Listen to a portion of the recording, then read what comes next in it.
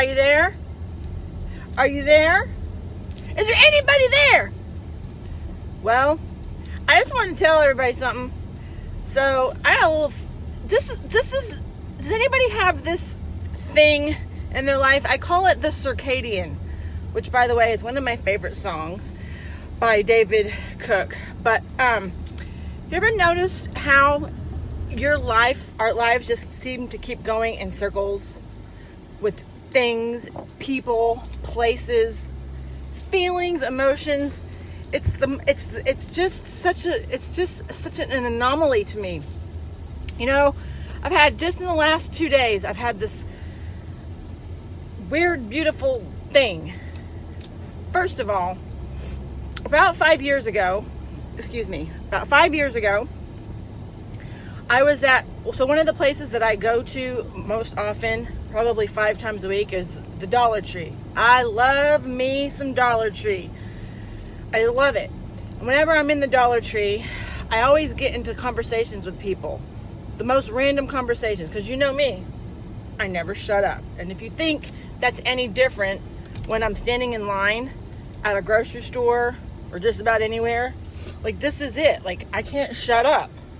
So, in fact, the funny thing is, Gia is always laughing at me because she's like, whenever we do pull up to the Dollar Tree and Ross Dress for Less, for some reason, whenever I'm at those two stores, I'm just like chatty Cathy, because you're standing in line forever and just talk to people. So whenever we go to Ross or the Dollar Tree, Gia will be like, "Oh, Mom, are you going to stand there and talk to everybody?" And I'm like, "Yeah, probably. I'll try not to, but you know me." And so it's kind of like a little joke between me and her that Mom never shuts up. Well, 5 years ago, I was at the Dollar Tree up in Allen, in the Allen Village, and I made friends with this woman. She was a cashier. Her name was Sean. She's just this beautiful woman, and I just connected with her. So every single time I went to the Dollar Tree, we would pack the most amount of conversation that we could in our little 3-minute transaction, depending on how many items I had in my basket. So I just loved the hell out of her. And at one point, she ended up having to move. She moved away. I don't remember exactly how the story went, but she ended up taking one of my cards, and she just held on to it. I guess she held on to it. And honestly, the last year or two, I've been to the Dollar Tree, and Sean wasn't there anymore. But I always kind of wondered where she was and how she was doing. And then yesterday, out of the blue, she calls me up. She's like, "Is this Kat?" And I'm like, "Yes, who is this?" They were calling from a Miami number. And she's like, "This is Sean from the Dollar Tree." And I'm like, "Oh my God, blah, blah, blah, blah, blah, blah, blah. How are you?" She wanted to know. So we had to catch up, had to fill her in on what happened with Zach Williamson, which floored her. But anyway, she's been doing her thing and I've been doing my thing. And lo and behold, guess why she called me? She's moving back to Dallas and she wants to buy a house. And she said, "I never forgot you, Kat."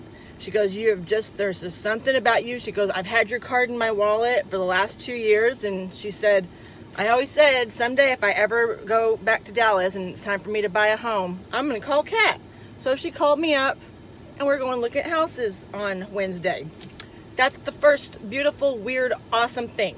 People come into your life for a reason, for a season, for whatever, sometimes for good reasons. Sometimes they're there to teach you a lesson. You've heard that whole thing.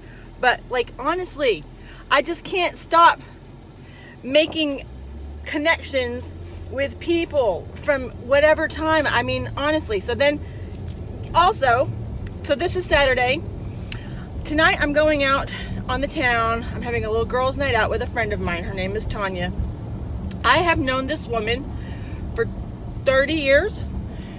We were running buddies back in the early days when I just got out of high school. We were just a couple of goofballs. She was a dear friend. And in fact, she was there on the day that Christian was born. Her family was important to me. Her sister sung at my first wedding to Peter. And we've kind of circled in and out of each other's lives in the last 30 years. It's been a good thing. We're just in and out and in and out and in and out. So we're back in each other's lives, and it's just so funny because so tonight I'm just laughing because when I first met her years ago, 3 decades ago, this was a Saturday night to us. I was single, she was single, and a typical Saturday night to us back then was you spend all Saturday just getting ready to go out on a Saturday night and just do whatever we were going to do. And here I am, it's Saturday, we're going out tonight, and guess what I'm doing today? I really not a whole bunch of anything. I'm going to the gym, I'm going to get my nails done, and I'm getting ready all day to go get ready so that she and I can go out and whatever. And I just think it's funny. It's awesome because these people mean something to me. When you collide with someone, whether it's in a good way or a bad way, the collision is for a reason. Every collision that you or intersection that you have with a human soul is purpose for something, and I just know it. I just believe it. I just think it's funny. And funny, you want to hear something funny? She called me last night. She goes, "You're not going to believe this." So Tanya, she was a part of, they were, her and her husband, when she eventually got married, they were friends of mine and Pete. So she knows Pete, my ex-husband, the kid's dad. She knows him very well. She knows all the stories. I know all her stories. And so last night she called me. She goes, "You are not going to believe this. Guess who just clicked on my profile on my Bumble app?" I guess that Bumble dating thing. She goes, "It was Peter." She goes, "He just clicked on she goes, "I don't know if he even realizes who I am," but she goes, "I know it was him because I see a picture of him with Gia. That's his profile on his little dating app." And I'm like, oh my God, this is just so weird. It's this whole big circle that our lives go in, and it's just beautiful. It's a beautiful thing, and I just love it. So, I don't know what this conversation is purpose for other than just to tell you, whatever it is that you're doing right now, whoever's in your life, whoever you run into at the Dollar Tree or Ross or Kroger's or standing in line at the racetrack, whatever, that means something. It just does. Everything means something. And by the way, if I'm wrong about this theory that I have about the circadian rhythm of our lives, then I'll just be wrong. And I've said this before, and I don't mean to be morbid. My theory that we are all cosmically strung together in this beautiful, beautiful, beautiful way, it comforts me. It gives me such peace. It gives me, I don't know what it is. It grounds me to this planet. It grounds my soul into something bigger than I believe that I am. I believe that there's a purpose much, much bigger than me. Like I've said before, I am nothing here. I am nothing on this earth. My soul is a part of this cosmos, but my physical being here, it's just temporary.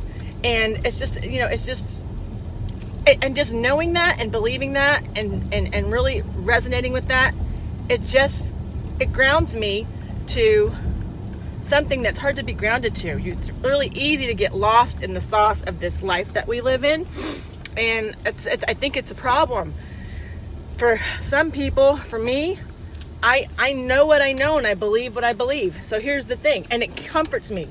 It gives me peace. It makes things feel just so much more better about just being alive here in this body, in this time, in this place.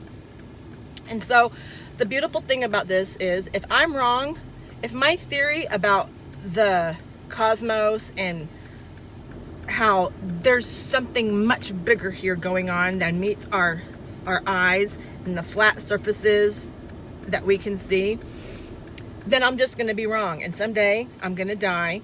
I'm going to go into the ground or whatever. No, I'm going into a jar because I want to be cremated. That's TMI, right? That's the truth. So someday I'm going to die, and that's it. It's going to be over. My eyes are going to close for the last time, and I'll be none the worse for the wear. There will be nothing after this, and it'll just be like none of this ever happened. And that's it.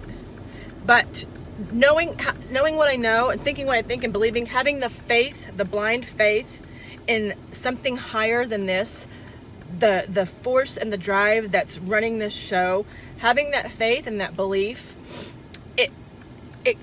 the peace that it gives me,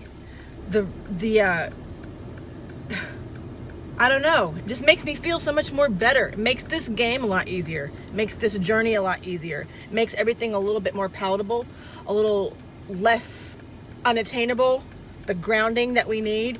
And it's making my journey through all of this bullshit a lot much better.